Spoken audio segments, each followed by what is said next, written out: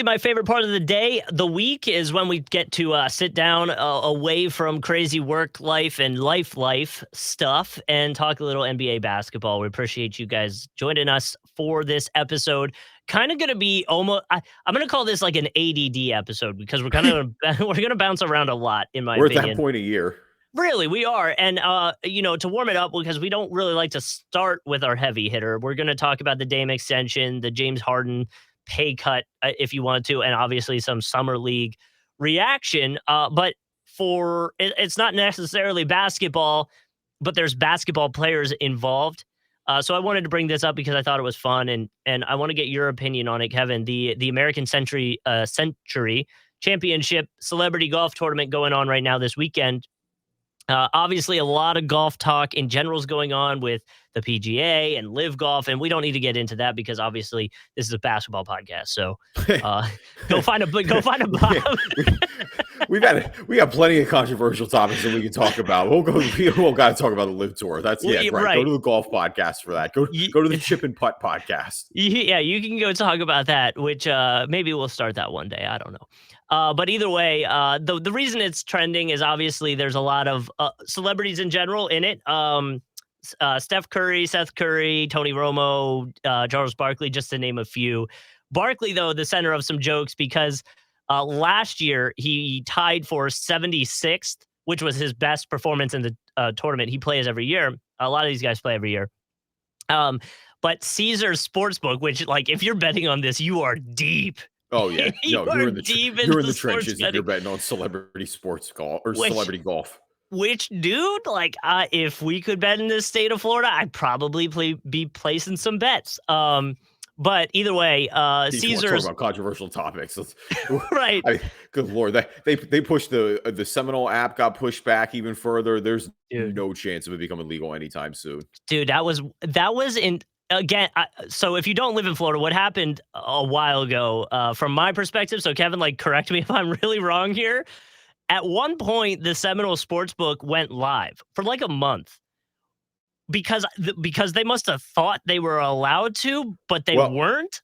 All right, so here's let me put my news hat on and give you guys the background with this. So I think it was 2018. A constitutional amendment got approved by voters. So in Florida, you need 60% of voters to approve an amendment to the state constitution. And all the amendment said was any gambling expansion in the state of Florida needs to be approved by the voters. It needs to get put up to the votes. Fine, so be it. So Governor DeSantis, because the Seminole tribe has largely controlled gambling in Florida for a long time. Yes. Like, it's been one of those type deals. Governor DeSantis reached a deal on the side with the Seminole tribe, basically, to allow them to launch that sports book, the app that you're talking about, and, basically, like, be in charge of it. Like, basically centralized. It would all run through them the way that a lot of the gaming in the state of Florida does. It became all subject to legal matters because then people obviously countersued because of the constitutional amendment and saying, well, people didn't approve this. Like, it should have gone through the proper procedures. And so because of all of that, it's just kind of been stuck in limbo for a while. Here's the other reality, like, to put it bluntly, Disney isn't a huge proponent of trying to have gambling expand in Florida. Fanatics, by the way, is trying to get in. I don't know if you saw that going on. Fanatics was starting a sports book too. Oh, okay. I was gonna say all the major companies, FanDuel, DraftKings, all the all those other sports books, MGM, Barstool, like, they're all trying to get Florida to do it because it's had obviously so much success everywhere else. Like, basically every at least I would say 2/3, I think, of states in America now have legalized sports gambling. When I was home, I placed some bets in Philly. Oh, it's everywhere in Pennsylvania. Yeah, it's everywhere. It is. There's a lot of. It's funny. My dad didn't realize it was so different. Like, when I was up there, we were watching a Phillies game. I think they were playing in San Diego, if I have it right. And there was this. I don't remember the betting app, but there was this woman who was like the spokesperson for the app. And she was doing her thing. And my dad's like, is this woman everywhere? Or is she just like the Pennsylvania spokesperson for gambling? And I was like, Dad, we don't have really any gambling advertisements down in Florida because none. You can't. But now to that, you can gamble at the casino, but that's it. You just have to go to the casino. And for that month, you were able to do it on the Hard Rock Sportsbook, which was Right. weird because it did feel like it was like a quote unquote monopoly thing because there was like you tried to get on any other one, it didn't allow you, You tell me. which read into that what you want. And what I will say back for right or wrong, when or if betting becomes legal in the state of Florida, When? when I'm going to feel bad because I would prefer to use FanDuel or a different one because of just the craziness that went on with the Seminole Sportsbook. But for that month, I won like $400 and it is just sitting in that account. Oh, you should have pulled it.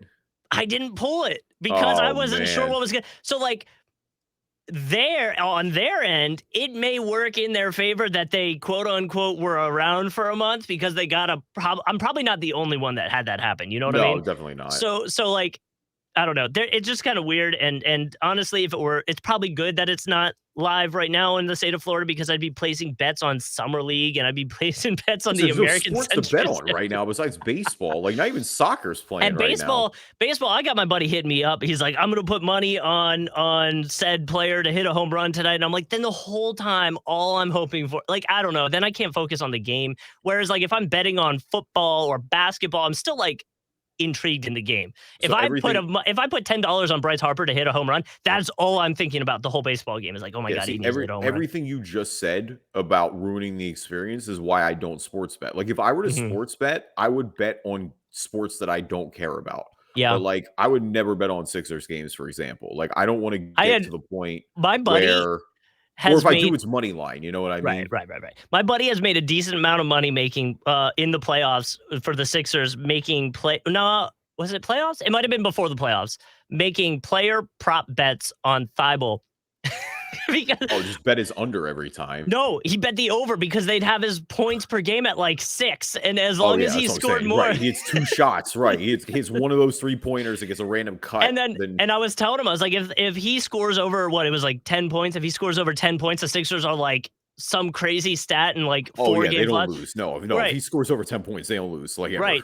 So he was just placing that and he was making like $100 each time to the point that he actually bought one of his jerseys because he felt like he was obligated to because the guy made him so much money. I mean, it's like me. I feel like, I mean, like I won my fantasy football league last year. I feel like I should get either a Jonathan Taylor or a Cooper Kupp jersey. Like, those are my guys. They carried me. Yeah.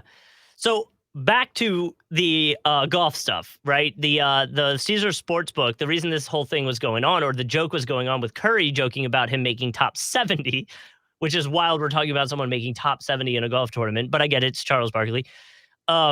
Steph Curry made the joke. So Caesar Sportsbook put the odds of making the top 70 at, I think he was 5-1 underdog. But as of Thursday, when it started, they improved. He was only plus 260. 96% of those bets were wagered on him finishing top 70. And I just pulled it up to see where he is. Let's go to 70 at least to start. He So this is crazy. And this is why I like this, because there's like, we know all these names, even if you don't pay attention to golf, you know all these names. He is tied for 71st.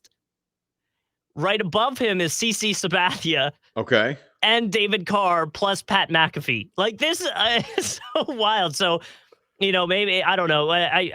It's just the craziest thing right now. In case anybody's wondering, TJ Oshie, number 1 in the number 1 spot, winning this thing right now. Oh, I mean, that kind of makes, I mean, that goes to the Happy Gilmore ties, right? Like, he's putting is just, giving a hockey stick out there and he'll be good to go. But Tony Romo was the favorite starting this whole thing. Romo, I heard it. Yeah, Romo, I heard is like legitimately good. Like, actually, like quite good. I love J.R. Smith's golf transition as well. Like, I forget who it was. They gave him a ton of props the other. I think it might have been Fred Couples, I think, who was like coaching him for one of these events. And he was like, oh my God, that's the most fun I've had in ages. And for the guys out there that are listening that, well, no, I shouldn't say guy. Anybody out there with a significant other that does not want to watch because they're not into sports, you can tell them they've got guys like Nick Jonas, Miles Teller is in there. Colin from Saturday Night Live is in there. Like you Oh, got Scarlett Johansson's husband. Yeah, yes. Colin Jost. Yep, all these guys. The Miz, in case you're into wrestling, he's in there. He's tied for 84th. I can't believe The Miz is as popular in WWE the way he is now. Like, I I remember know. watching The Miz on the Challenge. I was like, wait, he's a wrestler now, and a popular one at that? That was Yeah, crazy. yeah. So I don't know. It's one of those things where like you're more of a casual golf fan than I guess I am because my wife's like involved in it. So Oh, I'm yeah, I was gonna say, that's why I was laughing when you brought the girls up. I was like, let me be as clear as possible. Justin's wife will smoke both of us on a golf course, like, and I by have dozens of strokes. and what's weird is I don't mind it. Like I literally like do not like I'm so like she impresses me on the golf course all the Yeah. in regular She life played too, on I a should say. college team. Like, we're Yes. not that, like, you're not good. Why would you? But I'll have these older golf guys, and I get it's like I guess it's kind of like a stereotype, but I have these older golf guys that come up to me and be like, "How does it feel to know your wife is just gonna cook you on a golf course?" I'm like, Well, dude, "Pretty they're awesome." losers. Who cares? But I go, "Pretty awesome," because she'd cook you too, bro. Right, Like, that's what I'm saying. Like, I forget the name. Man, I gotta find. I'm gonna pull it up. There's a woman on Twitter who just plays pickup with dudes all the time and yeah, just cooks them over and over again. That's yeah. all she posts is just videos just cooking all these guys. Look, you're a weirdo if you are worried about that. It's just yeah, and honestly, they always joke like, why hasn't she made you better? And I'm like, well, because we're so close that when she tries to critique my golf, like we get into an argument. Yeah, of So course. it just doesn't work. Yeah, I mean, But one sometimes day, it's a combo. You just need you need a different whisperer, if that makes sense. a lot of times, and then other times, I think she gives me more credit than I deserve when she's trying to teach me stuff. Like she'll be like, "Why are Oh, I you?" mean, she's been beating you up for a week. It wants to be nicer for a day, huh? Oh, pretty much, but you're like, we'll go out there and golf, and she'll be like, why are you getting in a stance to draw the ball? And I'll be like, if you think that's what I'm doing right now, you are severely overestimating my golf game because I'm just trying to line up right now. Like it's like there's nothing to it. So either way, I thought it was kind of cool. There's celebrity golf tournaments, and they're a lot of fun, and of course, if you are a degenerate gambler, go for it. Yeah, I mean, you got like I said, because if you're not a baseball fan, you're kind of out of luck right now. Yeah. There's not really much on. Welcome everybody to the Driving Dish NBA podcast. My name is Kevin Rayfuse. Joining me as always, my co-host Justin Kuzar. Early worm gets the bird first. Did they have to add the first? Yeah, they said first. Yeah, Oh, okay. I mean, I didn't think that was part of the quote, but no, who we got? Josh Hart. Okay, all right. Well, Little there you Josh go. Hart motivation in the morning for you guys. If you're listening in the morning, if not, at late afternoon motivational quote from Josh Yeah, Hart. we never know what time it could. I mean, that's the thing is like obviously with the time zones, never 100%, but Nope. yeah, shout out to Josh Hart. We're going to talk a little bit of Portland on the podcast later. Dame Lillard signed in the 2-year deal, so it's going to come up. We're going to talk about that, what that means in terms of them for their retool. Talk a little bit of James Harden and what that means with him taking less money for the Sixers. Of course, Summer League is in full swing right now, so we're going to talk some initial overreactions. What's impressed us, who's impressed us, and what maybe it means. Love the 2-game summer league overreactions.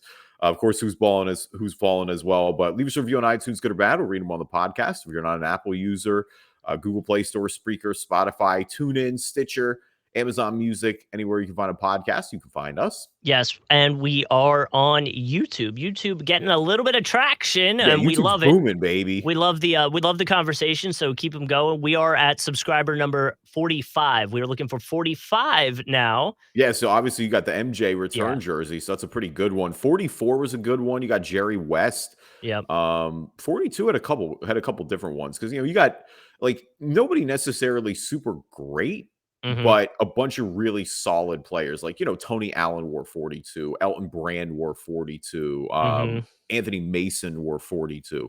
So a couple good ones there. And by the way, while we're talking about it, 2 comments on the last few videos that we can bring up here. Heat Gang, who we talked about last time, which was saying to keep sleeping on Tyler Hero. He had one semi-major injury. He's not injury prone. His response was, Hero upside is very good. He's improved on basically everything. I agree. Without Bam, our package isn't the best though, and I don't want KD. He doesn't fit us. Plus, and so he's got a little bit more, but essentially saying that he didn't want that. I get what he's saying, but like you also still want KD, right? Oh yeah, I was hang on, we hang had on, the hang we on. had the No, we you had want the KD. but we had the Sixers. There was a kid that went viral for Philly. He was crying because there was some talk about Maxey being traded for KD. That's And so wholesome. oh my God, I felt so bad for the kid. And I know there's probably a lot of people that feel that way, like my buddy's mom, the same way. Um, I get it, but like you were saying, at the end of the day, if It's you Kevin have a Durant. chance to get KD, you got to get KD. No, So you trade for him. Like, and don't get me wrong, like there are plenty of situations where there are teams who, if they decide to keep their young guys, because we talk about Memphis, for example. Memphis could definitely put together a package. If they decide to stay on their current route, I don't think there's yeah, anything wrong with that. I kind of talked about that with Boston a little bit. Boston's definitely a team that has the players to trade for Kevin Durant. And I think there's no planet where they're going to. And I don't think that's the wrong decision necessarily. yeah. I'm just saying, like, I think if you have an opportunity to swing for KD and you just have a hesitation because of one young player you really like, guys, it's Kevin Durant. Like, I get that he's 34, but like, what are we talking about here? And so a little tease to my ball and fallen later on in the episode. We'll kind of talk Kyrie and KD a little bit more as well. Richmond also had a comment on our last video, said KD to Toronto. Take Fred Van Vliet, OG, Siakam, and all of Toronto's future picks. KD plus Barnes. No, I just commented back a little bit ago. I Yeah, was like, my guy, you're giving most of the roster. You don't have to do that, that might probably. be Like, too. You think that's too you're giving much? everything away at that. It's definitely too much at that Yeah, point. You're giving the whole roster away. You got to, if you're yeah. going to trade for Kevin Durant, you got to compete a little bit. I think Toronto's in a great shape. Like, we'll talk about this a little later, but like, I think all the smoke about Toronto putting together a package and having one of the best ones is absolutely true. I mean, if you move probably one of Pascal Siakam or Scotty Barnes. Like let's say you move one of them, you put in OG, you put in I don't think they're four gonna like first the. I don't rounders. think they're gonna like the idea of moving Barnes though.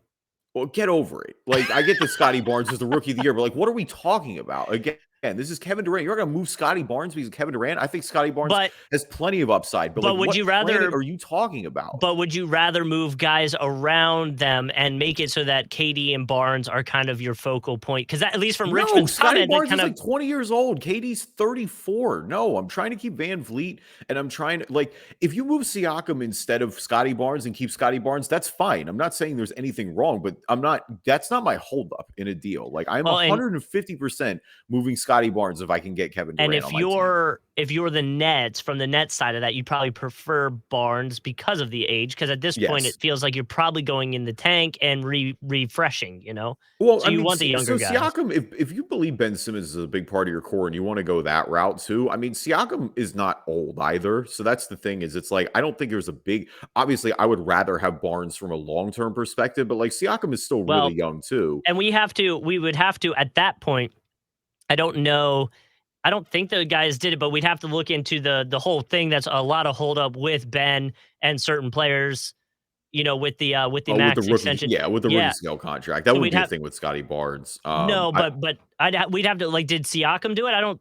I think he did. Okay, so I then gotta maybe I'll stuff have to like double that. check on that, but I'm pretty sure he did. Um, yeah, because I mean, I don't think they're gonna move Fred Van Vliet no matter what. Like, I think he would stay there. I think you move like an OG or a Gary Trent Jr. Like, there's enough there. They have a package because at For the end sure. of the day, like, I think the one thing that maybe we didn't talk enough about, and that is true with these negotiations, because I think everyone right away when the Rudy Gobert deal went down went, oh my God, if Gobert got that much, what on earth is Kevin Durant going to get? And I think if you're Brooklyn, obviously you feel that way too. You're going, yo, if Gobert's worth 4 first rounders, Durant's got to be worth like 6 or 7, right? Um, and so to that point, though, what does the market look like? Like you only have to right now. I mean, who are you? It comes down to who are you bidding against? Who is realistically putting in a trade for Kevin Durant? I know Phoenix is going to try, but Mhm. at that point, if you're Toronto, you just got to beat Phoenix. You don't have to beat really the market. The market, everyone can hold out. Like I don't think Phoenix is going to overbid there, especially because I mean, I think any Phoenix package that would be taken seriously, in my opinion, that doesn't include Booker would have to include Ayton. So they'd have to get Ayton figured out. Because I mean, to me, you're looking at Ayton and Bridges and then picks. Like without Ayton or Bridges, I just don't think there's a way they get it done. And I feel like I saw a thing saying that the Nets. I wanted to say it was Windhorst, but I'm not seeing his tweet, so I'm hoping I can quote the right thing. Was something along the lines of the suitors, the people that are in line trying to get KD. I guess from the tweet that I read, it wasn't as busy as maybe the Nets thought it was going to be. No, and I think at that point too, like with Durant under contract, with Kyrie for all the rumors, like picking up the option and going back in for 1 year, like I understand the risk because you do have to manage it where it could get very toxic very fast. And so again, Yeah, that's an extremely difficult situation. But I mean, if you look at the moves, like all the roster moves that Brooklyn has made, it sure seems like they're still trying to win basketball games, bringing yeah, Patty Mills back, going to get Royce O'Neal. I mean, Nick Claxton's a little different. He's younger and he's a homegrown guy, but I mean, still, like those are not the moves of a team that's going in the tank. right. We'll see what happens. I think there's a chance that both of them play one more year here, play out the entire season, or this drags well into the season. Like, I don't think, like, I put it this way, like, I don't think watch it. It's going to come out tomorrow now, but like, I would be stunned if we see a Kevin Durant deal here in the next few days. I saw a tweet. It's that same tweet. I can't find it, but I saw the tweet say the 17th. So next Sunday, if that tweet holds true, as they said, we should see a movement before that. Yeah. Is the tweet. I just wish I could find the dang tweet. I just don't remember who it was. I just So also think largely the movement is going to start to dry up. Like there are a couple trades still lingering.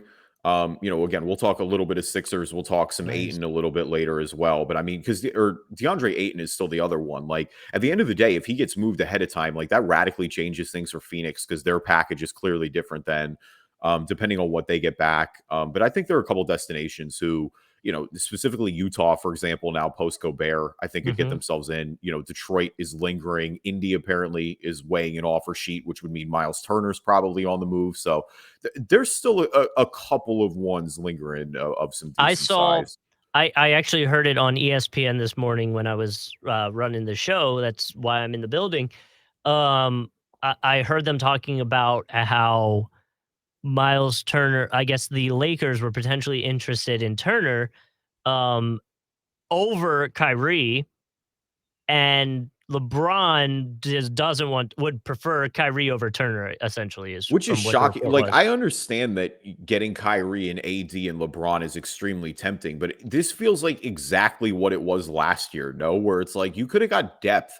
I mean, when the Lakers won a title with LeBron and Anthony Davis, it was those two as the main guys, and then it was a bunch of quality depth. Like, to me, if you go out and get Miles Turner, get another good player coming back from Indiana, and then that to me is way more intriguing than going out and because I mean, you're gonna have to sap your depth if you get Kyrie. I know Kyrie's marking is dried up, but it's like I think any remotely young player you have left is gonna have to go.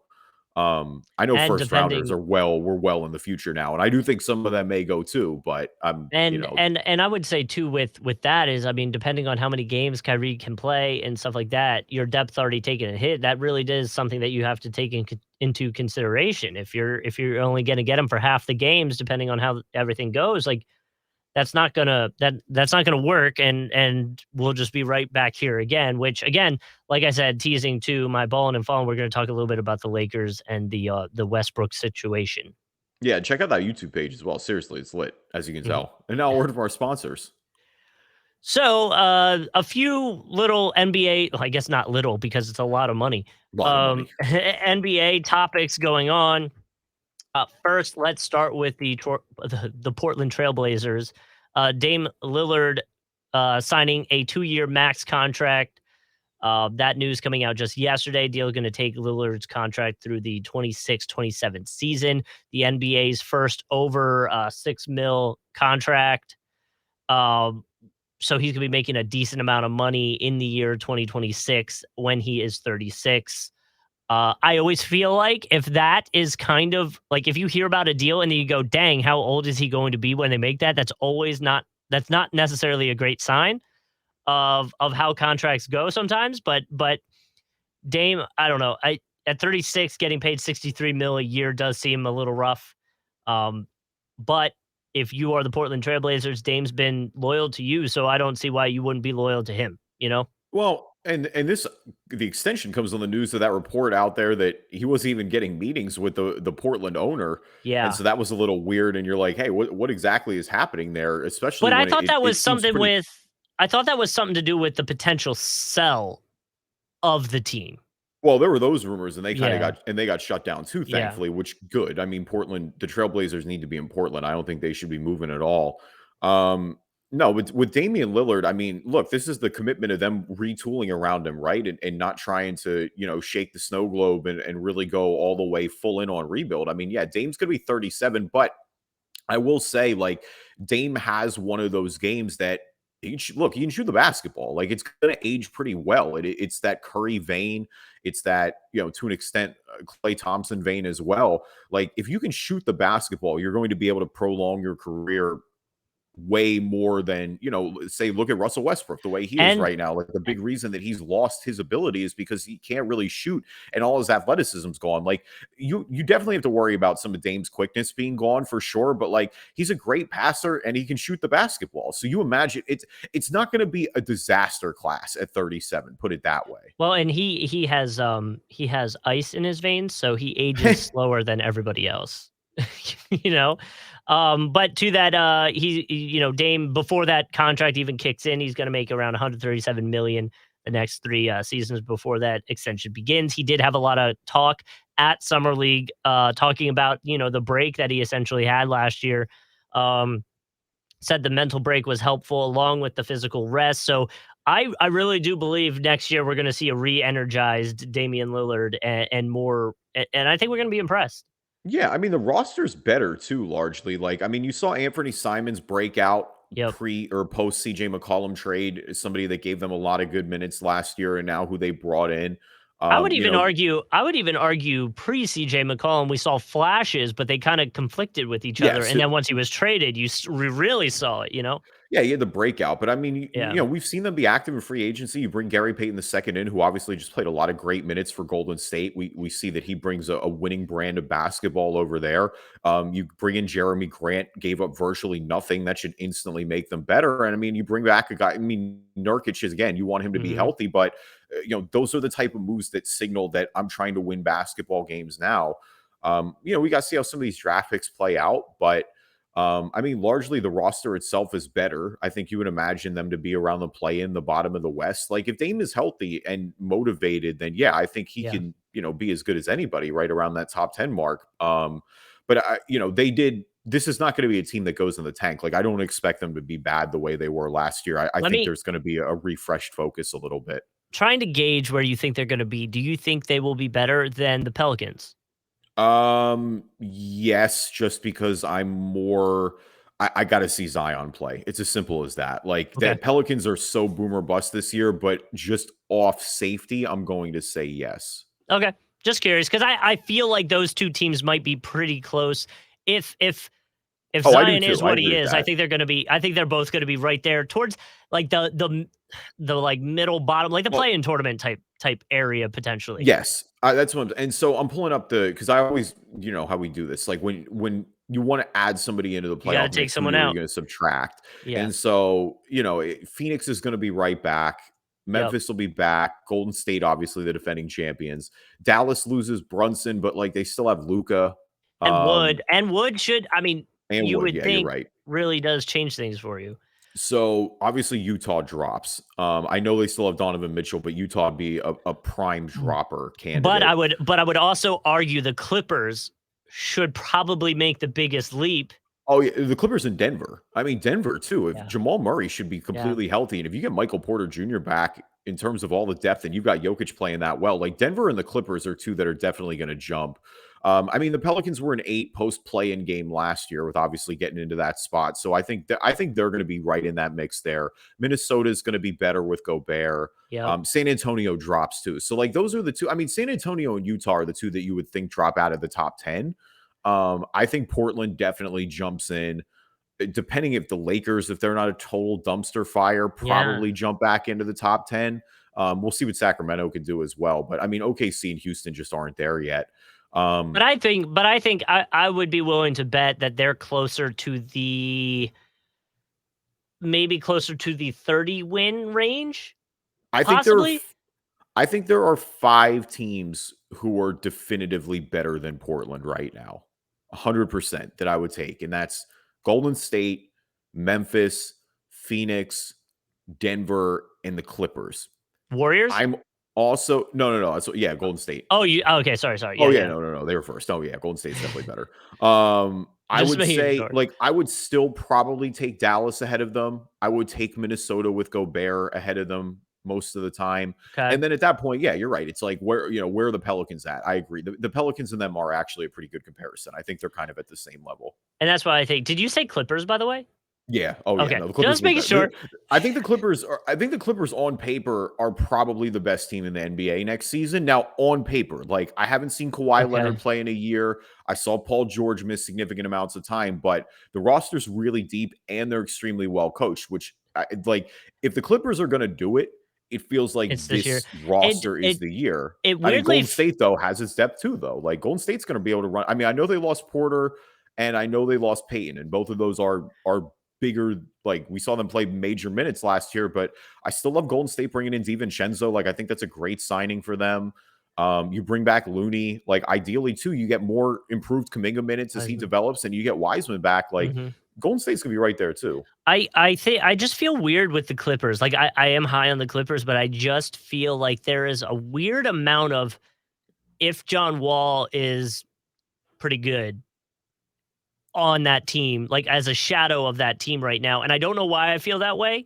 I know he's I'm kind of surprised just because I don't think he's as important. You know what I but mean? I Like I think think he's that key that takes them over that top. Like if he comes in and he is doing what he did for like however what like half a season with the Rockets, like if he's putting in those numbers, which I'm gonna try to pull him up real quick, but if well, it's he's got to be a backup. Like that's the thing is yeah, like Reggie Jackson's emergence has allowed it to be where he that's doesn't fair. need to be like if he's a high end or not a high end starter, but like if he gets back to being a starting caliber point guard on a contending team, then I think you're ecstatic if you're the Well, Clippers. that's what I mean. And But that's why I feel like it's weird. Like I don't know. That's but why I I don't think feel that's like going to sink their season. I guess like that John yeah. Wall is not going to be the player on that roster that determines how far they go. He averaged so in the 2020-2021 season in 40 games with Houston, averaged 23 points in 40 games, like I said. So, I mean, if he's that, then yes, there are over the top.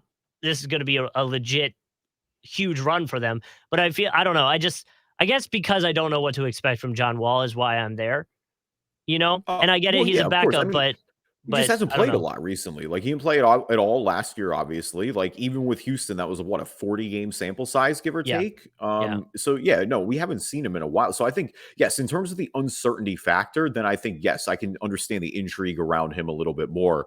But yeah, again, I don't think John Wall is going to be the guy that sinks the Clippers or makes the Clippers go. It's the health of the top two guys. And then because we saw what their depth could do last year. Like, that's the thing. Yeah. The fact that the Clippers were convincingly regular season record wise in the eighth seed without PG for what 3/4 of the year Most and of it. Kawhi Yeah. Leonard for any of it, like that is extremely impressive. And I think that's the reason so many people, including myself, are bullish on this team going into next year. All right, so when out with the Sixers, you got Harden taking $15 million less money, which is even more than expected, Yeah. which we talked about briefly a little bit. But I mean, look, if you're James Harden, and since he's come over to Philly, his whole thing has been, I want to win a championship. I want to win a championship. I want to win a championship. Taking 15 million less is a hell of a way to prove that you want to actually do it. Because that's what's allowed the Sixers to bring in Daniel House. That's what's allowed the Sixers to bring in PJ Tucker. Like it's about that flexibility going forward. They don't have all of it open. And that's where I think the Sixers, like Kevin Durant and Kyrie obviously loom number one, right? You've got Ayton a little bit below them. Like I think Ayton is the next biggest move. Watching Tobias Harris is kind of that third one in there, because that's the thing is like you don't really know where he's going to end up if the Sixers keep him, if the Sixers move on. From a cap flexibility perspective, if they want to bring in another high-end starter or they want to bring in a star, then yes, they need to move on from You Tobias have to. Harris. Like they just Hmm. can't make it work.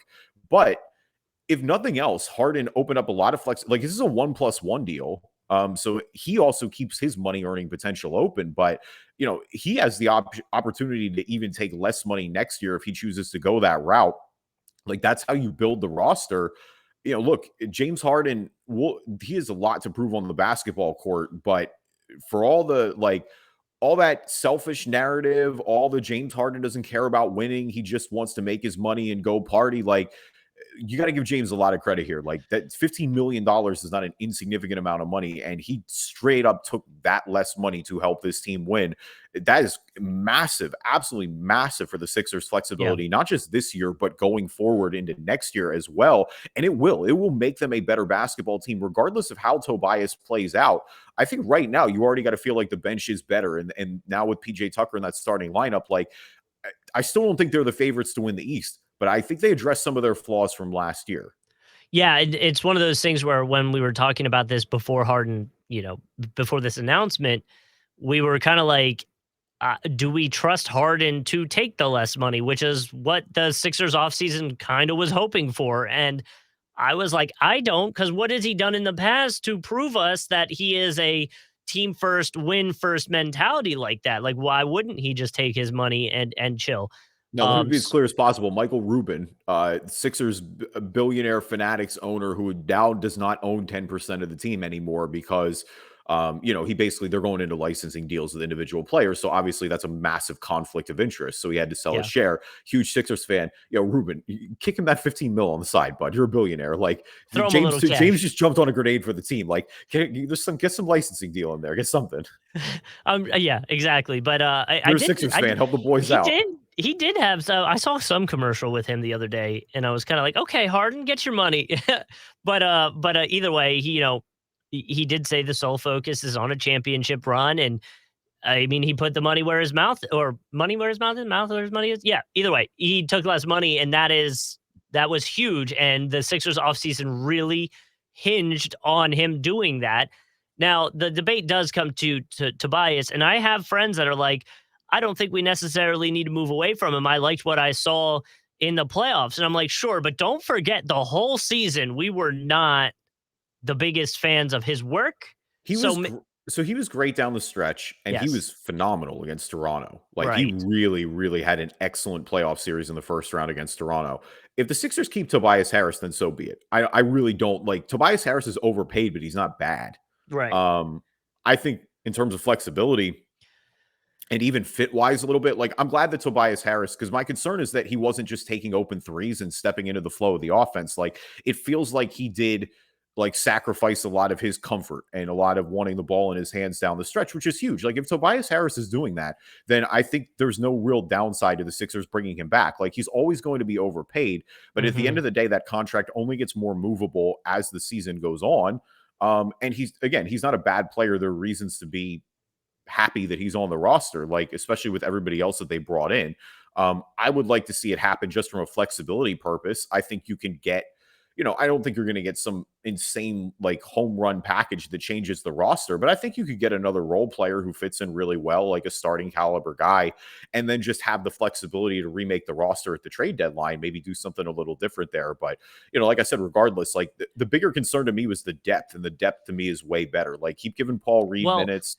what You also what also concerned me too is the Liberty Ballers put this out, and they were saying that Tobias prefer or might prefer, at least according to their headline, was a bigger on ball role. Yeah, and that's kind of the point is so Yeah, then at that point, because he has had to sacrifice a lot of that. And so that's where they'd move him to somewhere where he can play that role a little right. better. Because If you're that's not getting that with the Sixers this year. Like there's no, just that's not happening. no, the usage is, I mean, it's always running through Embiid no matter what. But like, I want Maxi with increased usage. Like, and then at that point, yeah, Harden or Harris would be my 3 and 4, more or less. Like, you kind of can rotate those on any given night. I mean, I want a Harden with the ball in his hands way more, obviously, because he's a significantly better facilitator. That's not even close. Right. No, but I mean, like I said, I think regardless, though, the bench is better. With Melton, Melton makes a lot of sense. You can put Tybal back on the bench with PJ Tucker now in the lineup. Having Niang now in a smaller role probably benefits a little more long term. And then getting who am I blanking on right now? I As mentioned Paul Reed. I mentioned Melton. Isaiah Joe has had a decent summer league. Yeah, no, Isaiah, well, he hit the game winner the other Yeah, night. It's going to be tough for him fitting those minutes in, but I mean, yeah, because they brought House in too. Like, I think House yeah, is really going to fit what they're looking for. But Isaiah Joe should compete for minutes. Like, I know we're deep in the trenches now. We're talking like 11th, 12th, 13th man, but yeah, like yeah. Isaiah Joe should definitely be in contention for some minutes because that's the thing. If there's a need for the Sixers, still in my opinion, it's depth Depth. or it's wing depth. Like, I think they still need the wing more than anything. I know a lot of people wanted them to go after Andre Drummond again. But honestly, like I think Reed and then Charles Bassey, who played in the G League really well, like G League MVP. I would like to see those two compete for the minutes, honestly. Like I think Reed more than showed enough in the playoffs last year. And again, if they had brought Drummond back, it wouldn't have been the end of the world. But it's like I don't think you need to overpay more for that position than you need to with again, Reed's on a rookie deal. You're not Mhm. really, you don't have to break the bank there yet. I agree. So I don't know. It just seems like yeah. What I was telling my buddy is I don't think like don't go trade Tobias. We're at a point where it's like don't go trade Tobias Harris just to trade Tobias Harris. Like make sure you're getting depth or you're getting a decent addition, whatever that looks like on the team. But if it's not there, then don't force it. You know. Yeah, exactly. Right. Like Tobias Harris, this isn't a situation where he's a net negative. Like you don't just, Right. this isn't a sunk cost fallacy here. I think there's only 2 years left on that deal anyway. So it's not like it's hamstringing your cap that long. And Lord Right. knows, like if he ends up playing out the full season, you're gonna have a ton of flexibility with it next year. Like I think there are Right. plenty of teams who would take 1 year of Tobias Harris for sure. All right, who's balling, who's falling? Our NBA version of the stock market. We always like to start with the good before the bad. And so balling for me this week are the Martin twins. A good week for the Martin family. Caleb Martin going back to the Heat on a 3-year, $20.5 million contract, and Cody Martin going back to the Hornets on a 4-year, $32 million deal. I mean, especially Cody was great for the Hornets last year. Like he really is a breakout player for them. So that was a no-brainer. But Caleb Martin, too, showed some upside playing some minutes for Miami this year. Obviously, that's a place where, you really can develop and get the most out of these guys. So, see the Twins thriving on their own and, both of those contracts well-deserved. And, they're going to be locked in there for a little bit. Gotta feel great to be the parents, right? Like just It's just great. Like, I mean, again, and it makes sense with genetics how it works out this way. But I mean, it really is crazy to think about because it's like you've got the Martin twins there. You've obviously got the Holiday brothers, Steph and Seth Curry. It's just all these guys, like multiple NBA siblings, is just wild to think about because, especially with the NBA, because it more than any other sports has the smallest amount of players. Like we're fifth. I mean, last year, hell, with COVID, we probably saw bigger rosters than we're ever going to see for the rest of our lives in the NBA. I mean, we're talking 15 spots on 30 teams across the league. Like NFL rosters are 53. mhm, NHL rosters, I think, are 30. mhm. And then obviously baseball is a lot higher as well between when you start getting pitchers and all that. So again, you're already in the top 0.001% of NBA of basketball players on the planet, and then to have multiple playing in the same league. Well, there was I forget what it was. It was a baseball story, but you had a brother pitching against a brother hitting, and it was Oh, pretty. it was the Philly. Austin Nola, who plays for Yes. the Padres, hit a game winner off Aaron Nola, his brother, who pitches for the Phillies. It was like a 1-0 ball game. Of Yeah. course, his solo home run is the only thing, so he gets to talk all that smack. Oh, that Um, Thanksgiving that's getting brought up on Thanksgiving dinner. Like, that is for sure getting brought up. 100%. Yeah. The Oh, yeah. same way, that Eli rubbed it in Peyton Manning's face that he had 2 rings until Peyton got that second one with the Broncos. Like you Yep. knew that was hanging there for a little bit. Oh, it They was knew. always getting brought up. So my ball-in actually was I didn't realize this, but we were sending some texts back and forth last night. We are approaching, if not already hit, the 12-year anniversary of the decision from LeBron James Yeah. to go down to Miami, and I think my post on Facebook was that I was going to be a Miami Heat fan now. So here's the thing. If you go back then, because my post was LeBron, Bosch, Wade equals game over, which I Mhm. mean, I mean, look, 2 titles in 4 years. I don't know if it was necessarily as game over as it should have been, because I think there are a lot of people who say that they should have won the 2011 one. But I mean, to that token, I think you could very well convincingly argue they should have lost 2013. I mean, it took that Ray Allen miracle Mm. to win that one. That was Um, wild. Oh, that's one of the best NBA series I've ever seen to this day. I mean that game 6, because that game 7 was great too. Like that game 7, people forget about that. Like LeBron had one of the clutchest shots of his career because he hit a jumper to put him up 4 with I think like 20 some seconds left. It was right after like Tim Duncan missed a bunny. It was really like it's the Hmm. most uncharacteristic Tim Duncan miss of all time. Obviously they get the redemption the following year, but yeah, I mean that was it was for all the like free agency talk, nothing shut down the NBA like that. Like I vividly remember where I was. It was earth shattering. I mean, it was the reaction, obviously the visceral reaction coming from Cleveland, the burn in the jerseys, the with how just outrageous it was there when he came back to that first game playing in Cleveland. With that era and that excitement in Miami, just everything that big three brought. That I guy. mean, Sorry, you just got me thinking. Is like, what jersey are the Nets selling right now? oh God, I don't know. I really don't know. Um, if it's not Durant and it's not, I mean, Ben Simmons, I guess. Is that it? I guess I don't know. If I'm a Nets fan, there's Curry. no planet where I'm buying a Curry, Ben Simmons jersey. I mean, say, listen, man, no, Seth Curry's great. Like he'd be one, or Joe Harris. Like him and Joe Harris are the two that have been there the long. Curry. Well, That Curry, not Steph Curry. He's currently tied for 56 in the golf tournament. In case you're oh, wondering. Seth is. Oh, good for him, man. I love Seth. I wish Seth was a Sixer still. Do With my too. fan hat on. But yeah, going back to oh my God, where were we just? Oh, the big three Heat. It's really crazy. I mean, that era, like, I mean, I think because we were in college then. So too, I think it's an era where you just in general consume a lot of sports if you're a sports fan in college, like having that schedule, being able to stay up later. But yeah, I mean, it really was like that was the talk of everything. And it wasn't the first big three ever, but obviously these guys, it was the first time that they kind of, you don't want to say pre-planned it, but they for sure discussed it, and playing together on Team USA and having all that bonding together. I think they also just didn't help themselves early on too. I mean, I think LeBron tried to be a villain, which he's had villain moments, but like LeBron's never been a great villain. He's too like he wants to be the good guy too much to be the full villain. Yeah. But of course, I mean, you have that press conference where the not one, not two, not three, not four. Like they So had that whole over the victory top. parade. Yeah, I Yeah. mean, they had the whole victory parade at the arena essentially before they even had played a game. And so, I think obviously got super humbled in 2011. I mean, that's LeBron's worst performance, in my opinion, ever. Like, it's inexplicable. I mean, he had a finals game with 8 points. I think back in hindsight, I am glad that Dallas team won for a lot of the guys' legacy. It's like Jason Kidd got a ring that way. Obviously, Dirk got a ring that way to Hmm. solidify his legacy in Dallas. There's so many other solid vets like Sean Marion, Peja Stojakovic, even a guy like Tyson Chandler winning championships there. Like, I think it was cool to see those guys break through the way they did.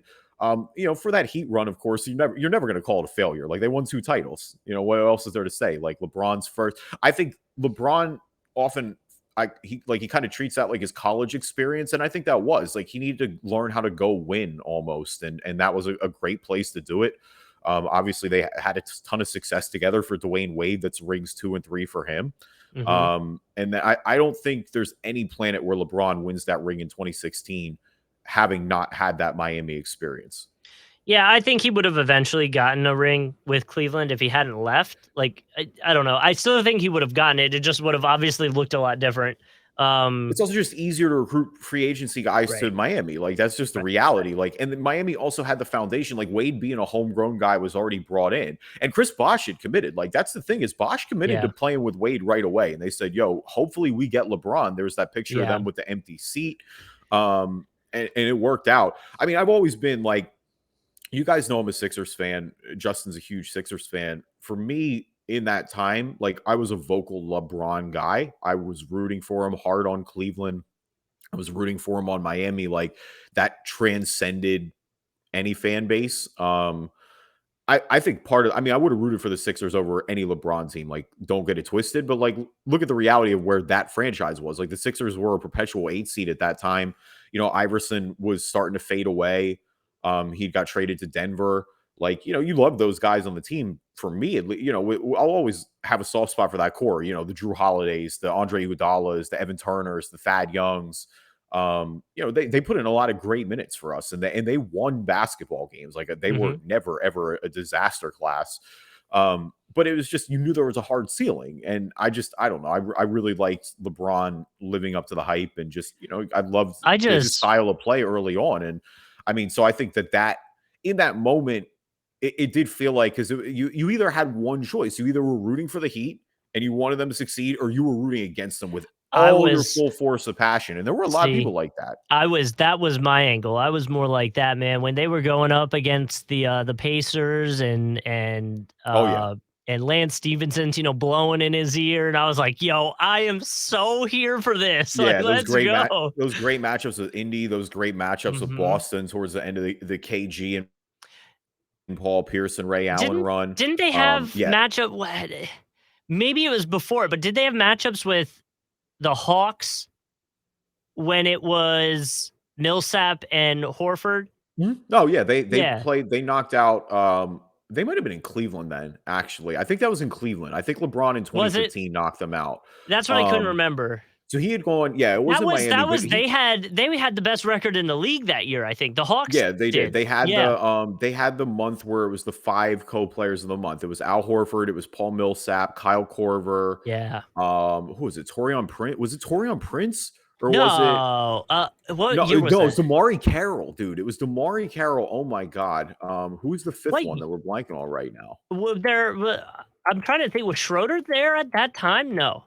He might have been, but I don't think it was him. No, okay. So it was Paul Millsap, Jeff Teague, Al Horford, Kyle Korver, and DeMarre Carroll. That was it. It was Jeff Teague. Yep. And Schroeder replaced Teague not too long after that. That's what I couldn't remember who it was. If it was Jeff Teague or Schroeder. Man, what a time. I mean, it was cool. Like, they won a bunch of games. Like, it was certainly unconventional, but I mean, that was the strength of that team, is that starting lineup was great. I mean, yeah, for people, shout out to DeMarre Carroll. He was hooping back then. He was a huge part of that roster. But yeah, no, that was, I mean, again, certainly a very, I don't think that's, I mean, I think you've had teammates maybe co-share it, but never 5 like that. Like, never a whole starting lineup. That's also like, Al Horford, I think is known as a Celtic now, but it's kind of weird how people have like forgotten about his Atlanta tenure, when I'm like, guys, he may have played his best basketball in Atlanta on the low. Right. Would you debate that he played his best basketball potentially in Atlanta? He played his most meaningful in Boston. With Boston. And I think that's why. Going to the finals. I think that's the thing, is because they went to the finals, and that they've been like, for as good as that Hawks team was, when LeBron was looming, you just kind of knew. Like, that Hawks team was so much fun, and everyone wanted them to maybe clip the Cavs, and everyone deep down knew there was no chance it was going to happen. And so I think that's kind of the thing. But it's like, yeah, they were a number 1 seed. So it's like, it's a little unfair to say he never played meaningful basketball in Atlanta. Like, they made the playoffs. They were going on runs. Sure. Yeah, for sure. So either way, that was a weirdly long ball in. We got super distracted on, but I love it. We said we were going all over the place today. Yeah. Like, we haven't even got to Summer League yet. But speaking of, that's what I was about to bring us to, was Summer League, because I've got this clip of Darvin Ham talking about. Oh, hold on, there we go. Sorry, that was for the people listening on the podcast. I was adjusting something. This is falling right now, right? This is fallen. I don't even know if we're going to be able to hear the whole thing, but either way, this is Darvin Ham, I guess, talking about the Lakers situation at the moment. He's talking to Matt Barnes. Yes, talking to Matt Barnes, who I tried to call Harrison Barnes when we were off the mic. Hugely different. Yes, here we go.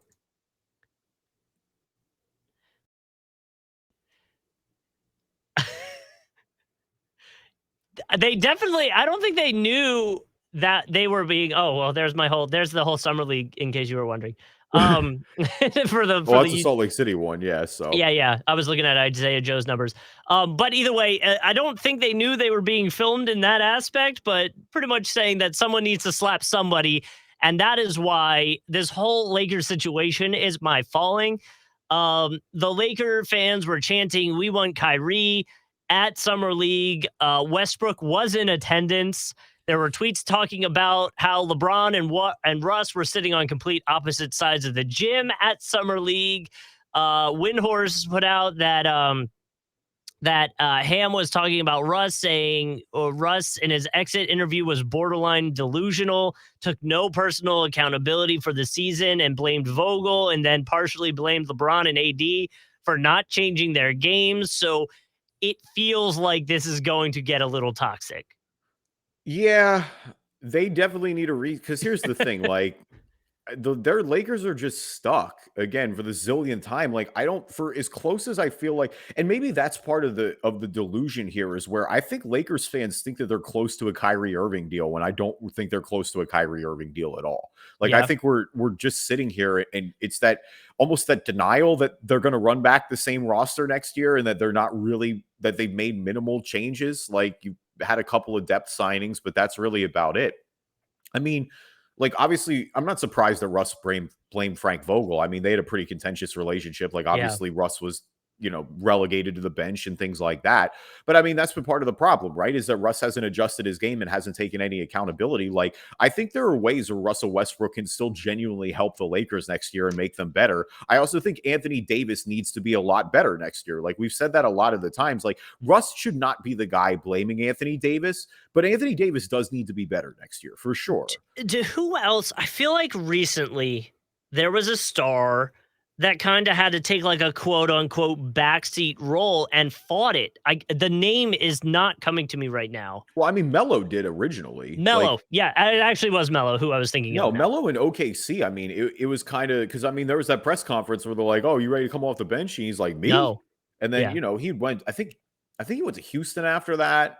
And then I mean, he was basically out of the league. I mean, those two because of how spectacularly those two tenures kind of failed and didn't work out. Like, and I mean, give Carmelo Anthony a lot of credit. Like, he humbled himself. He came back in with Portland, found himself in Yeah. a great situation, and that's what's allowed him to be in the league these Continue. past few years with Portland and with the Lakers. So I think Russ can still do that. Like, again, he's never going to be a great shooter at this point. We all know that.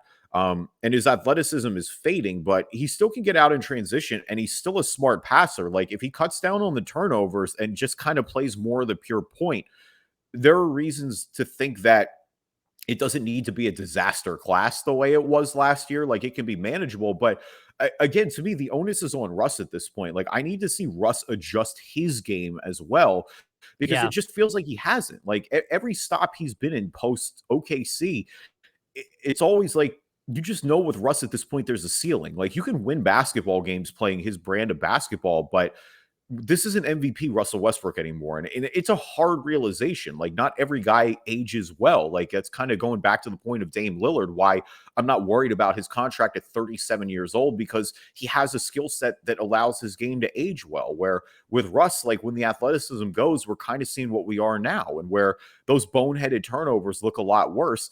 And no one is ever going to respect his jump shot. Like, even if he makes the jumper, I'm living with that possession 10 out of 10 times. Yeah. I agree. I just man. It's It's awkward because, again, we like LeBron and them wanted him in, and I think they're stuck because you're just not moving that contract for a year. Like, of course, Lakers fans right. want Kyrie. They should But want Kyrie over Russ. It would raise the ceiling of that team, which is crazy to think about with that. Like, there aren't many people actively rooting for Kyrie at this point, which is a yeah. whole other conversation. Well, Um, and I would say too, it does have to come back eventually. Like the Lakers organization has to start. I don't know if it's pushing back, but start pushing back a little bit with LeBron if he's demanding these players. And it's like, look, bro, like the last one you wanted didn't work. It's not going. Let us do our thing. You might not think this will work, but like let us go get a guy that we know or think will work around you. When I get it, you have to listen to him because it's LeBron, but he's proven a few times that like GM LeBron's not the greatest. Yeah, I mean, well, there's a prime example. I mean, again, look at the Right. Buddy Hield. If you look at what this roster would have looked like with Buddy Hield and just Right. insert depth, you have to imagine it would have Right. looked a lot better. Obviously, they wouldn't be stuck the way they are. Right. Fallen for me, rest in peace, Hugh Evans, officiated 2,000 games in the NBA between 1973 and 2001. 81 years old. He actually was a member of the recent 2022 Basketball Hall of Fame class. So Cool. that's cool to see him get his flowers a little bit before he passed. Yeah, I mean, 170 playoff games, 35 NBA Finals games, 4 All-Star games. Retired again back in 2001. He's one of 6 NBA referees to be named to the Hall of Fame. His induction, unfortunately, will be posthumously. It's coming up here in September, but again, knew that he had the honor. So, rest in peace again to an excellent NBA ref. Yeah, yeah, it's a bummer. A lot of not to bring the mood down, a lot of celebrity deaths this week. Well, it's just been the mob genre. Like, I don't know what I mean, it's like, so you have obviously Ray Liotta died this year, so Goodfellas, huge, the main one there. James Caan passed away on Hmm. Wednesday, and so he's Sonny Corleone in The Godfather. Of course, he's in Misery too, Stephen King flick that a lot of people like, and he's Walter in Elf, which I think is what honestly more people may know him Yeah, as at this point. yeah. Absolutely incredible in that movie. And then yesterday, I feel bad because I need to pull up his real name quick, but with Paulie from The Sopranos passed away. Um, just yesterday. Hang on, I'm pulling this up. Tony Sirico. Tony Hmm. Sirico passed away, and so Paulie, I mean, he's he's my favorite Sopranos character. Dude is absolutely electric. I watched the scene where I don't know if you've seen the show or not, but I watched the scene where they did the intervention with Christopher, and it's just so funny, and Paulie's so perfect in it. The scene, of course, with him and Chris running around the pine woods is with chasing the Russian is always an iconic episode. But yeah, just crazy run of mob flick movie deaths there. So rest in peace to all these gentlemen. Yeah, it's a bummer, and so hopefully we can take a chill pill on the celebrity deaths. We don't need any more of those. But Yeah, our chill pill in the meantime to distract from that is NBA Summer League, which is, well, it's been going on in Utah. The Utah League is wrapped up. And again, this is your yearly reminder to bring back Orlando Summer League. But no, so Utah's wrapped up. Vegas is in full swing right now.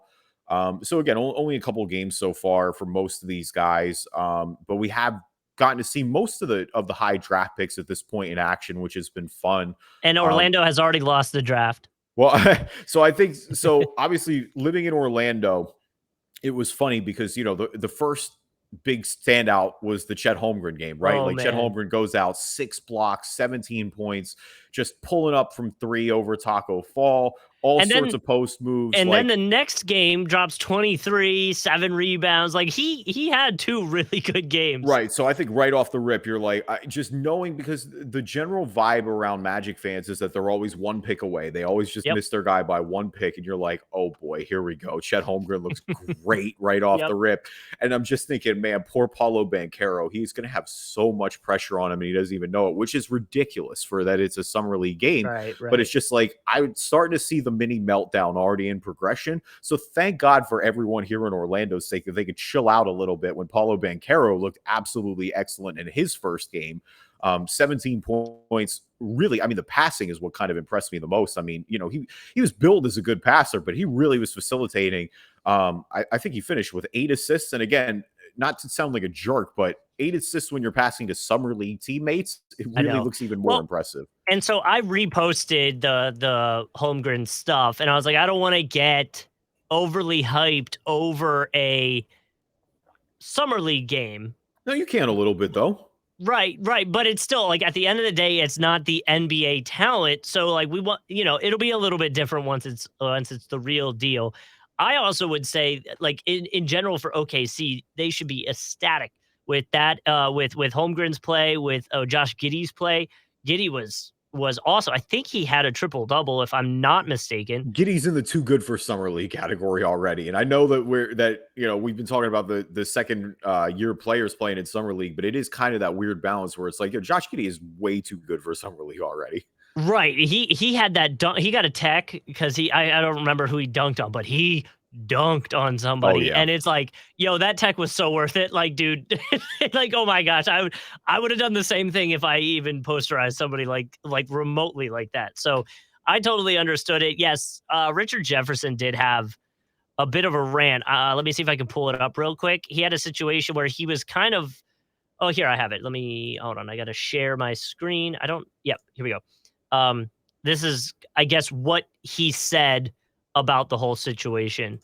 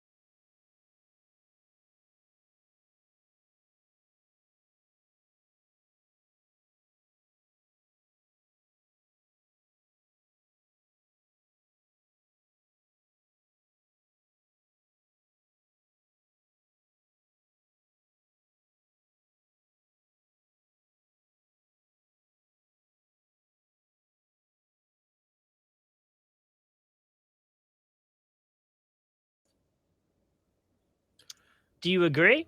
Yeah, I mean, so like, because it's about chemistry too, right? Like, that's the Right. biggest thing with these second year guys is where, you know, it's of course the rookie showcase. Like the most exciting thing for summer league for most people, right, is to see your first round picks generally for the first time. But I mean, I do think there's something to be said about those second year guys because it's tough because you always don't want to run the injury risk. And I don't Right. want, if you have guys who come in and just light the NBA on fire right away, it does feel a little silly to have them playing in summer league.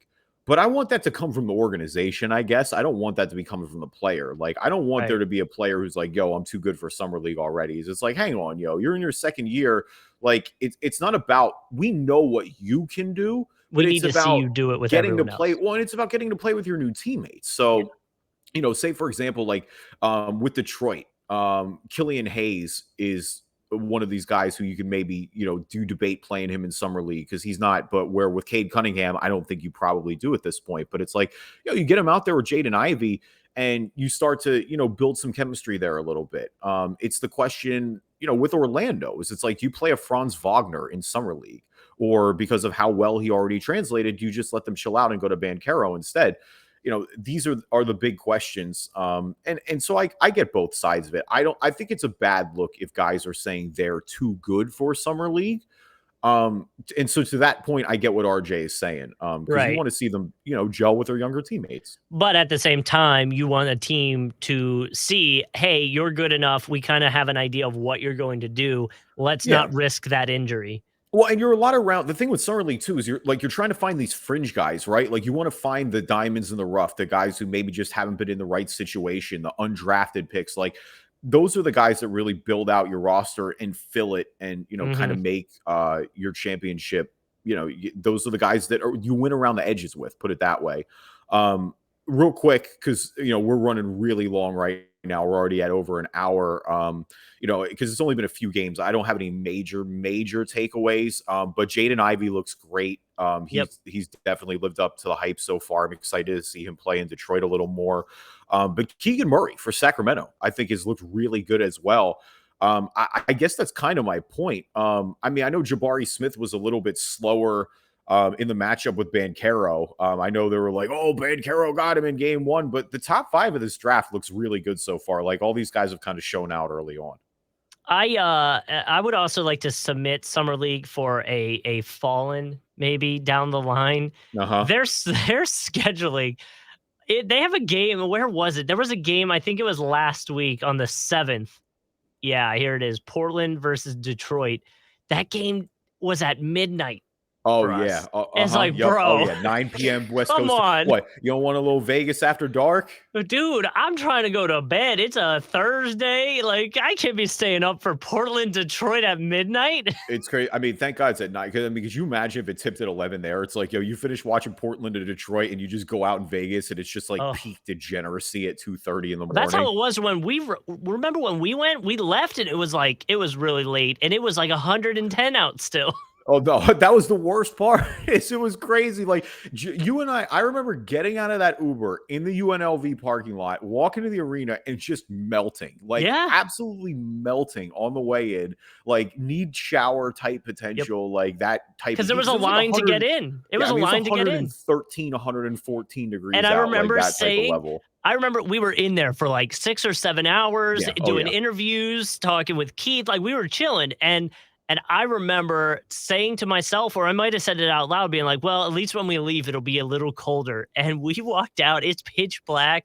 It's gotta be like 10:30, 11 at night, and it is 110. Like, nope, it's the same It's same the only temperature. place I've been in my life where I haven't wanted a breeze because the breeze was blowing and it felt like an oven. And It it's was just worse. like, It was ow, worse. ow, stop, please. Because you got to wear pants too. You can't go out if you're wearing Yep. not pants and button down. But Vegas, man, what a place. Literally, God bless everybody who covers all 2.5 weeks of summer league. Because like I would think I would need to go meditate in like a So fun monastery though. after being in I Vegas for 2.5 weeks. It is the week. It's the 2 weeks that I get so much like FOMO. Like, I wish I was there with all other NBA lovers because, like, NBA summer leagues, like Oh, if we had a you're going to blast. summer league, you are a deep NBA fan, and those are my people. Like, It's Comic-Con. It's Comic-Con for yes. NBA fans. Yes, it's so fun. If anybody is ever considering, like, so I had someone hit me up say that that they're considering potentially getting into NBA Top Shot, which was dope.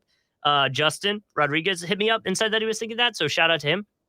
Um, if I can suggest anything, if you are a big NBA fan for next year, or if you're able to pull a last second trigger, you got to check out NBA Summer League. It is a great time. Well, especially if you're one of these teams, like if you have a reason to Oh go, yeah, like I mean, if I'm Detroit, if I'm Orlando, if I'm Oklahoma Thunder. City, if Yeah, I'm Houston, like get out those there. teams with high end prospects like that who are making their debuts, like it really is a great Well, that's time. why Like you we see them in went. person. We saw the Sixers. I think we saw was Ben Simmons. No, we had the Markel Fultz here because Markel looked great the Oh first game, turned his yeah, ankle, and then forgot how to shoot.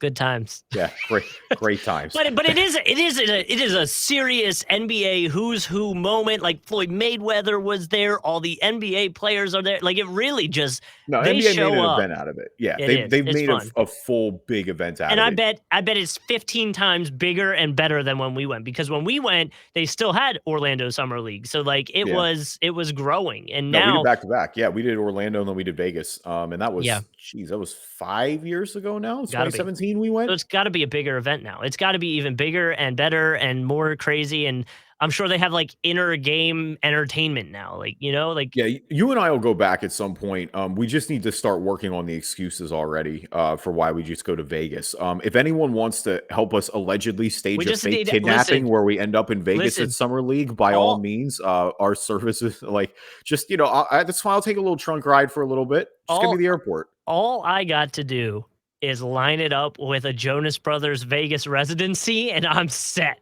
Oh, bro, you're there. And that's what I'm saying. At that point, like, Amber's not a huge Jonas Brothers fan, but she likes enough songs that it's like, yeah, no, we'll go They take can her. go. Like, go see They a can show. go watch the Jonas Brothers. We can go watch NBA. The one show that I do genuinely regret, and I promise we're getting out of here because we're like an hour 12 right now.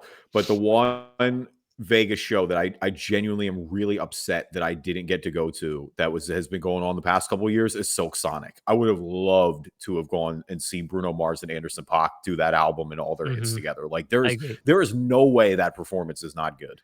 Oh, just imagine it. You've been drinking all day. You're watching that performance. You go out, you put 500 on red and you hit it. You win $1,000. Oh, you want to talk about that? Justin is going to act like he's put 500 on red, like he didn't clean up in roulette. Justin had the best gambling. I got my rear end whooped in Vegas. Like I sat down at a blackjack table and I was out of money in 20 minutes. Like I got absolutely obliterated. Justin's like, I might go a little bit on roulette, and this man walks out with more money than anybody. I wish. See, the problem is I have a problem putting down a lot of money like in one go. And like again, you gotta. I know saying a lot of money is it differs depending. We're not on the person. rolling, guys. Like I don't have a lot of money. Podcasting, fam. It ain't like that. Yeah, like if we're going off our podcast money, like I don't got a lot of money to work with. So like when we see these blackjack tables that are like $50 tables, like man, I'm really only trying to roll with like $200-$300. So like you give me 4 bad hands and my night's over. So like I'd rather go to a place where I could put down $1 and at least get a few free drinks out of it. Right. That's the thing with casinos. Yeah, you get the free drinks. I got cleaned out in Vegas so bad that a dealer apologized to me. Like it was just unbelievable because I was playing blackjack. Like I just every time I'd flip something good, they just would 21 again. Can't believe it. It's like all right, fam. Like enough. Rigged. Vegas is the best part about Vegas though is no, you're right though because like I mean I'm this way in general, but the pools and the day drinking is the best part of Vegas. Like I don't need to go out and club so much fun until 5 a.m. Like I'd rather just turn it up in the water. There's something about being in a pool 50 to 60 feet up in the air on like the 7th floor of a hotel. Like there's just something about being in a pool there that makes it better. It was surreal where it was like, I had that moment where like we're just like, I'm in the pool and I'm just looking around and it was just like, we're in Vegas right now. Like, this is crazy. Like, how did we end up? And shout out to everybody, by the way. I've said this a zillion times, but everyone who crowdfunded that effort, because that was a fully Drive and Dish podcast crowdfunded effort. Paid for us So to go. shout out to you guys eternally. That was incredible. Forever grateful on that one. Yeah, Yeah, we for sure. really are. Like we said, this has been, Justin said at the beginning of the podcast, but this really is like, I mean, I work in news. You guys know that. Like, we both of us have faster paced careers, and so this is kind of the one thing that we just truly get to have fun and chill out with. So it is audio therapy in a way for us as well. So we appreciate you guys enjoying it and hanging out with us, and enabling us to do this. Like, this doesn't, we wouldn't be doing this still if we didn't have a great fan base and you guys weren't awesome and supported us for this 9 years. Like, that's Nothing makes me happier than getting a comment on Twitter, or even seeing comments on our YouTube now. Just wanting to have the conversation or continuing the conversation makes me happy. yeah. Oh, 100%. I mean, like you said, we got friends that we made from this, like people all over the globe. It's just, you gotta love basketball, man. It's a universal Mhm. language. Thank you, everybody, for listening to this episode of the Driving Dish NBA podcast. We appreciate you guys. Full disclosure, Justin and I are both off next week, so there will be a little, like, we're gonna put another episode out. We will have one for you. I'm returning before Justin, so I'm gonna have a guest on that. This episode is going to come out. It'll probably be a full week before you get another one. I know we hit you with the 2 back-to-back real quick.